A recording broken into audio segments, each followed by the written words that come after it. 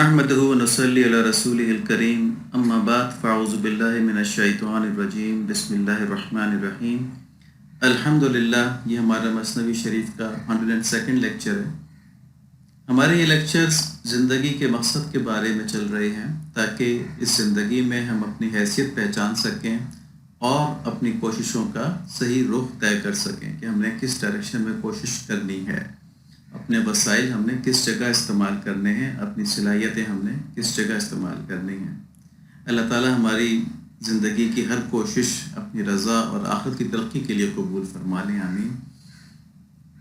پچھلے لیکچرز میں ہم نے دیکھا تھا کہ انسان کی زندگی کا مقصد اللہ تعالیٰ کی رضا کی جگہ یعنی جنت حاصل کرنے کے لیے اور اللہ تعالیٰ کے غضب کی جگہ یعنی دوزخ اس سے بچنے کے لیے کوششیں کرنا ہے۔ اگر انسان ایسا کرتا ہے تو اس کی ساری زندگی ظاہر شریعت کے مطابق گزرے گی، اور جو کام بھی شریعت کے مطابق کیا جائے وہ عبادت ہوتا ہے، اور اسی عبادت کرنے کا انسان سے تقاضا کیا گیا ہے۔ وہ جو اللہ تعالیٰ نے فرمایا، ہم نے آیت دیکھی تھی، وَمَا خَلَقْتُ الْجِنَّ وَالْإِنسَ إِلَّا لِيَعْبُدُونَ، کہ ہم نے جنوں اور انسانوں کو صرف اس لیے پیدا کیا ہے کہ وہ ہماری عبادت کریں۔ پھر ہم نے دیکھا کہ یوم الست انسان کو اللہ تعالیٰ نے اپنی ابتدائی معرفت بھی نصیب فرما دی، اور پھر اس دنیا میں اس مقصد کے لیے بھیجا کہ اپنی جسمانی خواہشات، دنیا کی کشش اور شیطان کے وسوسوں کا مقابلہ کر کے وہ اللہ تعالیٰ کی معرفت میں کمال حاصل کرے۔ تو یہاں پہ چھوٹی سی باتیں سمجھنے والی کہ ابتدائی معرفت تو اللہ تعالیٰ نے انسان کو یوم الست دے دی تھی، یعنی کہ اللہ تعالیٰ کی ایک معرفت تو عطا کی گئی اللہ تعالیٰ کی طرف سے۔ اب جو انسان اپنی محنت سے، اپنی کوشش سے شریعت کے اوپر چل کے اللہ تعالیٰ کی معرفت حاصل کرے گا، یہ اس کا دوسرا حصہ ہے اور یہ اس کی تکمیل ہے۔ جتنی معرفت جو حاصل کر لے گا اپنی موت کے وقت، اس کے لحاظ سے اس کی جنت کا یا دوزخ کا فیصلہ ہوگا۔ اللہ تعالیٰ ہم کو اچھی جنت میں ڈالیں اور اس کے لیے کوشش کرنے کی توفیق نصیب فرمائیں، آمین۔ تو یہ جو اللہ کا قرب اور معرفت حاصل کرنے کے لیے ہمیں بھیجا گیا ہے اور اس کے لیے ہمیں ایک امتحان میں ڈالا گیا ہے، تو اس امتحان کے لیے بھی اللہ تعالیٰ نے انسان کو تمام تر صلاحیتیں نصیب فرمائیں، جیسے فکر کرنا، تدبر کرنا، سوچنا، بولنے کی صلاحیت اور لکھنے کی صلاحیت۔ آپ کو پتہ ہے نا کہ بولنے اور لکھنے اور سننے اور دیکھنے یہ سب انسان کے سیکھنے کی صلاحیتیں ہیں۔ اس سے انسان آپس میں انفارمیشن اور نالج کمیونیکیٹ کر سکتا ہے، تو نسل در نسل صدیوں جو ہے اس کا کیومولیٹیو ایکسپیرینس، کیومولیٹیو نالج ٹرانسفر ہوتی رہتی ہے۔ یہ سب صلاحیتیں اللہ تعالیٰ نے ایسی نصیب فرمائی ہیں جو غیر مکلف مخلوقات کو نہیں نصیب فرمائیں۔ غیر مکلف یعنی جن کے اوپر شریعت لاگو نہیں ہوتی۔ اب انسان کی شکر گزاری یہ ہے کہ وہ اپنی ان خاص طور پر عطا کردہ نعمتوں کو اسی مقصد کے لیے استعمال کرے جس کے لیے کہ وہ اس کو عطا کی گئی ہیں، یعنی اللہ تعالیٰ کی محبت اور معرفت حاصل کرنے کے لیے ان کی اطاعت میں خرچ کرے۔ اس کا کیا مطلب ہوا کہ ہر لمحہ شریعت پر چلے، یعنی ہر لمحہ عبادت کرے۔ تو ایسی کوششوں پر اسے اللہ کریم کی رضا ملے گی، دوزخ سے نجات ملے گی، جنت کے اعلیٰ مقامات ملیں گے، اور جتنی دنیا اس کے مقدر میں ہے اس میں رتی برابر بھی کمی نہیں ہوگی۔ یہ بات اس لیے کہی گئی کہ ہمارے دلوں میں دنیا کی حرص ہوتی ہے نا، تو ہم سب سے پہلے یہ دیکھتے ہیں، ہمارے ذہن میں شیطان سب سے پہلے یہ وسوسہ ڈالتا ہے کہ ایسا نہ ہو کہ دین پہ چلیں تو دنیا کم ہو جائے۔ دنیا جو مقدر میں ہے اس میں رتی برابر کمی نہیں ہوگی، ٹھیک ہے۔ اور یہ کوشش ہے نا اللہ تعالیٰ کی محبت حاصل کرنا، اللہ تعالیٰ کی معرفت حاصل کرنا، یہ اللہ تعالیٰ کی نعمتوں کی شکر گزاری ہے، اور یہ اس بات کی علامت ہے کہ بندے کو اپنے رب سے زیادہ محبت ہے اور وہ اس عارضی دنیا کو اپنے محبوب سے ملانے والا پل سمجھتا ہے۔ یہ تو ہو گئی شکر گزاری کی بات کہ نعمتوں پر شکر گزاری کیا ہے۔ نعمتوں پر ناشکری یہ ہے کہ انسان دنیا کے حرص کرے اور اپنی جو دنیاوی ضروریات ہیں، جو دنیاوی خواہشات ہیں، ان کو پورا کرنے کے لیے اللہ تعالیٰ کی قدرت پر، اللہ تعالیٰ کے وعدوں پر، اللہ تعالیٰ کے کریمی پر، ربوبیت پر کہ دینے والے، کھلانے والے، پلانے والے، پالنے والے تو سب اللہ تعالیٰ ہی ہے نا، ان کے اوپر بھروسہ نہ کرے، بلکہ سمجھے کہ سب کچھ میں نے خود ہی کرنا ہے، اور اپنی ساری صلاحیتیں صرف دنیا کمانے اور اس پر جمع کرنے پر لگا دے۔ ایک تو یہ بات کہ دین پر بالکل نہ لگائے، صرف دنیا پہ لگائے، تو پھر کیا ہوگا؟ اس کا لازمی نتیجہ یہ نکلے گا کہ وہ حلال اور حرام سے بے خبر ہوگا۔ ایک تو بے خبر ہوگا، اور دوسرا دنیا کے حرص جو ہے وہ انبریڈلڈ ہوگی، بے لگام ہوگی۔ تو پھر وہ دوسروں کے حقوق کی پرواہ بھی نہیں کرے گا، تو وہ لوگوں پر ظلم بھی کرے گا، حلال حرام کی پرواہ بھی نہیں کرے گا، اور دنیا زیادہ سے زیادہ جمع کرنے کی کوشش کرتا رہے گا۔ اور اس کی مثالیں ہمارے آس پاس آج کل بہت زیادہ موجود ہیں، جس کی وجہ سے کہ انسانیت ایک الگ تکلیف میں مبتلا ہے، یعنی جس کے پاس زور نہیں ہے، جس کے پاس طاقت نہیں ہے، تو وہ مستقل ایکسپلائٹ ہو رہا ہے۔ تو یہ اس کا دنیا کا نقصان ہے۔ اب اس صورت میں جو انسان کو انسان ہونے کی وجہ سے فضیلت دی گئی تھی نا، وہ ختم ہو جائے گی۔ فضیلت کس وجہ سے دی گئی تھی؟ کہ انسان وہ مخلوق ہے جس نے کہ وہ بار امانت اٹھانے کا حوصلہ کیا جس کو کہ آسمان اور پہاڑ نہیں اٹھا سکے، یعنی شریعت اٹھانے کا جس نے حوصلہ کیا، تو کیونکہ شریعت تو اس نے اٹھائی نہیں، تو اس سے وہ فضیلت ختم ہو گئی۔ اب جب وہ فضیلت ختم ہوگی تو یہ اسفل السافلین کی جماعت میں آ جائے گا، تمام تر مخلوقات سے بدتر ہو جائے گا، کیونکہ اس کو جو صلاحیتیں دی گئی تھیں وہ باقی مخلوقات سے زیادہ سپیریئر تھیں، کیونکہ اس نے تو اطاعت الہی کرنی تھی، تو وہ سپیریئر صلاحیتیں اس نے استعمال نہیں کی، تو وہ جانوروں سے بھی بدتر ہو گیا، کیونکہ جانوروں کے پاس تو ایسی کوئی صلاحیتیں نہیں تھیں، اور پھر بھی وہ جتنا کہ ان کو حکم ہوا ہے اتنی اللہ تعالیٰ کا ذکر، تسبیح اور عبادت وہ کرتے ہیں اپنے اپنے طریقے سے، جیسا کہ ہم نے قرآن شریف کی آیت بھی دیکھی تھی کہ کائنات کی ہر شے اللہ تعالیٰ کی تسبیح اور ذکر اور حمد کرتی ہے۔ اب ایسا ناشکرہ انسان آخرت میں دوزخ کے عذاب کا حقدار ہوگا، اور تمام تر کوششوں اور نافرمانیوں کے باوجود دنیا اسے اتنی ملے گی جتنی مقدر ملے گی تھی،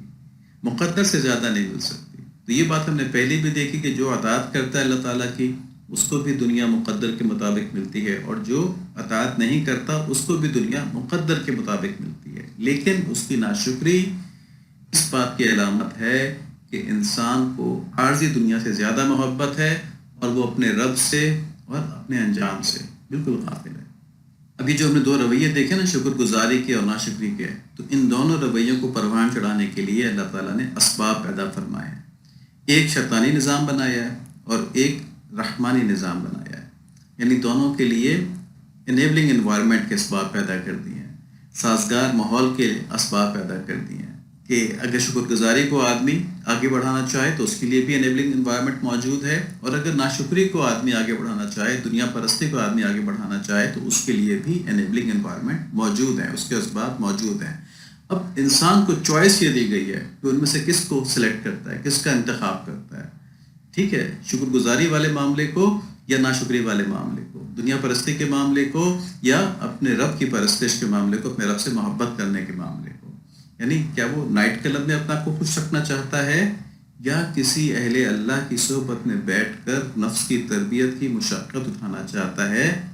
یہ انسان کی اپنی چوائس ہے، یہ چوائس اس کو دی گئی، اور اسی چوائس پہ اس کے اوپر فیصلے ہمیں بہت اچھی طرح سمجھ لینا چاہیے کہ ہمیں چوائس دی گئی ہے، اور اس کو ہم نے ایکسرسائز کرنا ہے، اور اس کے اوپر ہمارے لیے فیصلے ہیں۔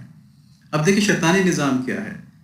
یہ وہ نظام ہے جو اللہ تعالیٰ سے ہمیں غفلت میں ڈالتا ہے۔ یہ انسان کا جو بے تربیت نفس ہے، جو اپنی خواہشات میں وحشی ہے، وہ ہے، اور جو نفس کے اندر دنیا کی کشش ہے وہ ہے، اور شیطانی وسوسے ہیں، اور جو بدعمل انسان ہیں، جو غافل انسان ہیں، ان کی طرف سے جو شیطانی تہذیب بنائی گئی ہے وہ انسان کو غافل کرتی ہے اللہ تعالیٰ سے۔ اور رحمانی نظام کیا ہے؟ یہ اللہ تعالیٰ کی ہدایت اور رحمت کا نظام ہے، جو گمراہی کے نظام سے بہت زیادہ مؤثر ہے۔ اس نظام میں اللہ تعالیٰ نے یوم الست انسان کے اندر اپنی معرفت کا بیج بو دیا، تاکہ اس دنیا کے اندر انسان کو کچوکے اندر سے لگاتا رہے کہ تو اس لیے آیا نہیں ہے یہاں پہ، تیرا مقصد کچھ اور ہے۔ دوسرا، انسانی نفس میں حق قبول کرنے کی صلاحیت بھی رکھتی، ٹھیک ہے، تو ایک تو اس کے اندر ڈیزائر پیدا کر دی یوم الست کی اس یاداشت سے، اور پھر اس کے اندر اس کو قبول کرنے کی صلاحیت بھی رکھتی، اور کائنات میں جا بجا اللہ تعالیٰ نے اپنے رب ہونے کی نشانیاں بھی رکھ دی۔ سیدھی سی بات ہے، جب کسی کا قریبی کوئی انتقال کرتا ہے اس کو کیا خیال آتا ہے کہ دنیا کی زندگی کتنی عجیب چیز ہے، کل کو یہ ہمارے ساتھ ہنس رہا تھا، آج چلا گیا۔ دنیا واقعی کوئی ایسی جگہ نہیں ہے کہ جہاں پہ دل لگایا جائے، تو فوراً ختم ہو جاتی ہے۔ اس طرح کے بہت سے حادثات، اس طرح کی بہت سی چیزیں جو معدوم ہو جاتی ہیں، تو وہ انسان کو یہ نشانیاں دے رہی ہوتی ہیں کہ یہ پرماننٹ نہیں ہے، ٹھیک ہے۔ اور یہ کائنات کا جو کمپلیکس نظام ہے، جتنا ایکوریٹ نظام ہے، جتنا عظیم یہ نظام ہے، وہ جو کائنات کے اندر غور کرتے ہیں ان کو بتا رہی ہوتی کہ یہ ایسے ہی نہیں بن گیا ہے، اتنا عظیم نظام، ان کا کوئی بنانے والا نہیں ہے۔ تو یہ نشانیاں ہیں، اور رسولوں کے ذریعے تعلیم بھجوائی گئی، انبیاء بھیجے گئے جو ہمیں بتاتے ہیں کہ تمہارا رب کون ہے، وہ تم سے کیا چاہتا ہے، تم نے کس طرح چلنا، تمہارا انجام کیا ہے۔ اور پھر وہ انبیاء ہماری تربیت بھی فرماتے ہیں، ہمارا تزکیہ بھی فرماتے ہیں، اور ہمیں اس کے طریقے بھی بتاتے ہیں۔ پھر فرشتوں کے ذریعے ہمیں ہر وقت اچھی باتوں کو الہام کرنے کا نظام بنایا گیا، اور صرف یہی نہیں بلکہ ہماری نیکیوں کو کئی گناہ کر کے لکھا جاتا ہے، ہماری برائی اتنی لکھی جاتی جتنے ہم نے کی ہو۔ ہر نیکی کی نیت پہ چاہے نیکی نہ بھی کی ہو ثواب لکھ دیا جاتا ہے، لیکن برائی کی نیت پر گناہ نہیں لکھا جاتا۔ اور اگر آدمی نے برائی کی نیت کی اور اللہ تعالیٰ کے ڈر سے وہ برائی نہیں کی تو اس پر بھی ایک ثواب لکھ دیا جاتا ہے۔ اور پھر اگر انسان سے غلطی ہو ہی جائے، اور جو کہ ہو جاتی ہے، تو مغفرت کا ایک بہت بڑا نظام ہے۔ اب زندگی بھر آدمی کوئی گناہ کرتا رہے اور ایک دفعہ سچے دل سے توبہ کر لے تو اس کے سارے گناہ معاف ہو جاتے ہیں۔ یہ سب چیزیں ایسی ہیں کہ جن کو دیکھ کر آدمی سوچتا ہے کہ اگر یہ اللہ تعالیٰ کی رحمت کا نظام اور ہدایت کا نظام اتنا مؤثر اور اتنا وسیع اور اتنا لبرل ہے تو پھر انسان دوزخ میں جاتے کس طرح ہیں؟ اور ہم دیکھتے ہیں کہ انسانوں کی اکثریت دوزخ میں جا رہی ہے۔ تو یہی ہمارے آج کے لیکچر کا بنیادی موضوع ہے۔ اب دیکھیں، ہمارا آج کا سوال یہ ہے کہ جب اللہ تعالیٰ نے اتنا عظیم نظام بنایا ہے انسان کی ہدایت کے لیے اور اس کی مغفرت کے لیے تاکہ وہ جنت میں چلا جائے، تو پھر انسان کثرت سے دوزخ میں کیوں جا رہا ہے؟ کیا یہ نظام کمزور ہے غفلت کے نظام کے مقابلے میں، یا کوئی غلطی انسان خود کر رہا ہے؟ لیکن نظام کے بارے میں تو ہم نے دیکھا کہ ہماری پیدائش سے پہلے سے یوم الست سے اللہ تعالیٰ نے اپنے بارے میں آپ کو انٹروڈیوس کروا دیا، اپنی ایک معرفت دے دی، ہمارے اندر صلاحیت رکھ دی کہ ہم حق کو قبول کر لیں اور پہچان لیں، اور پھر ہر جگہ ریمائنڈرز لگا دی کہ کائنات کے اندر کہ تمہارا رب کوئی ہے جو کہ واحد ہے۔ اور پھر انبیاء علیہ السلام آئے، پھر مغفرت ہوئی اور نیکیوں کو ذبح کر کے لکھا۔ یہ ساری چیزیں ہیں، اس کے باوجود کثرت سے آدمی دوزخ میں جائے۔ اس مسئلے کو سمجھنے کے لیے پہلے ہمیں کچھ اور سمجھنا ہوگا، پہلے ہمیں کچھ اور ڈیٹیلز دیکھنی ہوں گی۔ دیکھیں سورہ نجم کے اندر آیت نمبر 39 سے 42 ہے، وَأَن لَيْسَ لِلْإِنسَانِ إِلَّا مَا سَعَىٰ وَأَنَّ سَعْيَهُ سَوْفَ يُرَىٰ ثُمَّ يُجْزَاهُ الْجَزَاءَ الْأَوْفَىٰ وَأَنَّ إِلَىٰ رَبِّكَ الْمُنتَهَىٰ۔ اور یہ کہ ہر انسان کے لیے صرف وہی ہے جس کی اس نے کوشش کی ہوگی، اور یہ کہ بے شک ان قریب انسان کی کوشش دیکھی جائے گی اور پھر اس کوشش کا اسے پورا پورا بدلہ دیا جائے گا، اور یہ کہ آخر کار سب کو اپنے رب کے پاس ہی لوٹنا ہے۔ تو ان آیات سے بڑا واضح معلوم ہوا کہ جس چیز کے لیے انسان کوشش کرے گا صرف اسی کا اسے بدلہ ملے گا، اور یہ بدلہ اصل میں آخرت میں ملے گا۔ آگے دیکھیں سورہ طٰہٰ کے اندر آیت نمبر 14 اور 16 ہے، اننی انا اللہ لا الہ الا انا فاعبدنی واقم الصلاۃ لذکری ان الساعۃ آتیۃ اکاد اخفیہا لتجزی کل نفس بما تسعی فلا یصدنک عنہا من لا یؤمن بہا واتبع ہواہ فتردی۔ تو اللہ تعالیٰ فرماتے ہیں کہ بے شک میں ہی اللہ ہوں، میرے سوا کوئی عبادت کے لائق نہیں، بس تم میری ہی عبادت کرو اور مجھے یاد رکھنے کے لیے نماز قائم کرو۔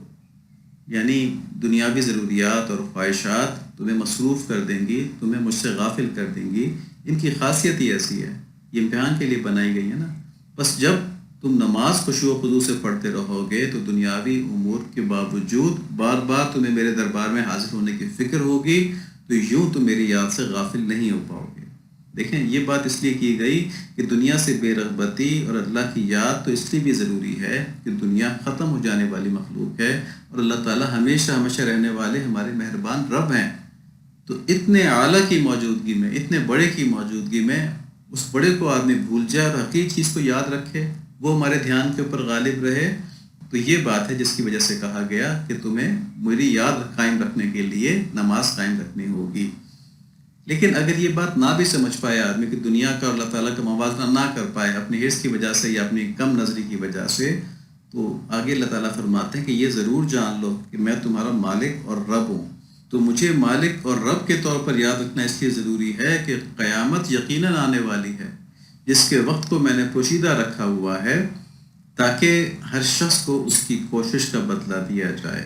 تو ایمان بالغیب کی بات آ گئی نا، کہ وہ نظر تو نہیں آ رہی قیامت، اور اس کے وقت کو بھی نہیں بتایا اللہ تعالیٰ نے کہ چلو جی کہیں جی وہ تو جب آئے گی تو اس کے لحاظ سے محنت کر لیں گے، اس کا وقت پوشیدہ رکھ دیا ہے۔ جیسے ہر ایک کی موت کا وقت پوشیدہ ہے، اس کو نہیں معلوم کہ کب میرا وقت ختم ہو جائے گا عمل کا اور میرا حساب کتاب شروع ہو جائے گا۔ تو ان آیات میں اب تک اللہ تعالیٰ نے فرمایا کہ تمہیں دو بہت اہم باتیں بتا دی گئی ہیں کہ تمہارا رب صرف اللہ کریم ہے اور قیامت کے دن تمہاری کوششیں دیکھی جائے گی اور اسی کے بدلے میں تمہیں انعام یا سزا ملے گی۔ آگے فرماتے ہیں اللہ تعالیٰ، بس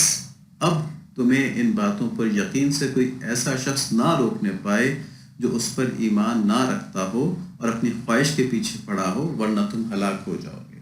یہاں پہ دیکھیں بتایا کہ ہلاک کرنے والی چیز کیا ہے؟ ایسا ماحول، ایسا شخص جو اللہ تعالیٰ سے غافل ہو، اللہ تعالیٰ کی باتوں پر ایمان نہ رکھتا ہو اور اپنی خواہش کے پیچھے پڑا ہو۔ یہ کرکس آف دا میٹر ہے، یہ اصل بات ہے کہ اپنی خواہش کے پیچھے پڑا ہو۔ اس کو ہم نے پہلے بھی بہت تفصیل سے دیکھا ہے، آج بھی یہی بات ہوگی کہ اپنی خواہش کے پیچھے پڑھ کے اللہ تعالیٰ کو بھول گیا۔ یہاں سے ہمیں معلوم ہوا کہ اللہ تعالیٰ کی رحمت یہ ہے کہ انسان کے لیے ہدایت کا ایک مکمل نظام بنا دیا گیا جو اسے جنت میں لے جانے کے لیے پوری طرح ہیلپ فل ہے، سفیشینٹ ہے اس کو لے جانے کے لیے۔ لیکن اللہ تعالیٰ کی مشیت اور حکمت یہ ہے کہ انسان ایک امتحان سے گزر کر اپنے آپ کو اللہ تعالیٰ کے قرب اور جنت کے قابل ثابت کرے۔ ٹھیک ہے، پھر اللہ تعالیٰ فرشتوں پر فخر فرماتے ہیں کہ تم اس انسان کی برائی کر رہے تھے جو کوئی میری راہ میں کتنی کوشش کر رہا ہے۔ اور ایک بات اور ہے کہ ہر امتحان میں پاس ہونے کی کوشش کرنی ہوتی ہے، خود بخود آدمی پاس نہیں ہو جاتا، چاہے وہ کوئی دنیاوی امتحان ہی ہو۔ اس کوشش کے بغیر کسی کا کوئی چارہ نہیں۔ تو ابھی تک ہم نے جو 2 آیات دیکھیں اس میں کوشش کی بات ہوئی کہ انسان کے لیے وہی ہے جس کی اس نے کوشش کی۔ لیکن اگر انسانیت کی اکثریت دنیا کے حرص میں آخرت کو اپنا مقصد ہی نہیں سمجھتی تو اس کے لیے وہ کوشش کیا کرے گی؟ جبکہ اس کو یوم الست اس بات کا شعور دیا جا چکا ہے، جبکہ دنیا کے جو عدلتے بدلتے حالات ہوتے ہیں، جو اونچ نیچ ہوتی ہے، اس کو اس کی ٹیمپررینس، اس کی بے ثباتی ثابت ہو جاتی ہے، تو پھر بھی آدمی اگر دنیا کو چوز کرے تو اس نے گویا خوشی سے جہنم کا انتخاب کیا ہوا ہے۔